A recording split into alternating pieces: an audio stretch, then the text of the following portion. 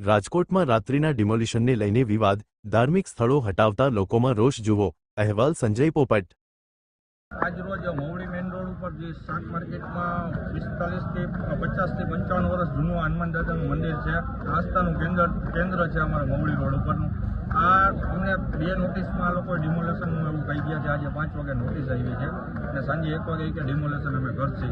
અમારું કહેવાનું એવું છે કે 5 નોટિસ બજાવ્યા પછી તમે ડિમોલેશન કરી શકો.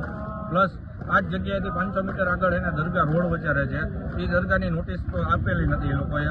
અમે એ લોકોને એવું ટેકવા જ અમારી માંગ છે કે તમે ન્યાય આપો તો બંને સમાજને હરખો ન્યાય આપો. એકને અન્યાય થાય છે અમારા હિન્દુ.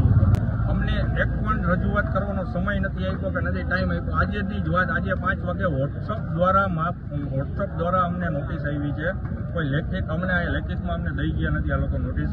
વોટ્સઅપ દ્વારા નોટિસ આવી છે અને સાંજે 1 વાગે કે અમે ડિમોલેશન. અમારો એક જ માંગ છે કે અમે પાડવા નહીં દઈ કોઈ કાળે. આગળ 500 મીટર આગળ દરગાહ છે એની અમને નોટિસ આપશે, દેખાડશે તો અમે એમાં ડિમોલેશન કરવા દેવું, નકર કોઈ કાળે અમે ડિમોલેશન કરવા દઈએ.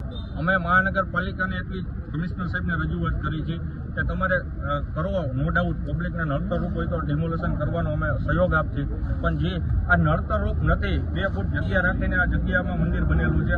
આગળ જાઓ 20 ફૂટ જગ્યામાં દરગાહ ઉભેલી છે, આજથી 500 મીટર આગળ જ. પણ ત્યાં તમે કેમ નોટિસ નથી આપી? આ કેટલું જૂનું મંદિર? આ 50 થી 55 વર્ષ જૂનું મંદિર છે મવડી રોડનું.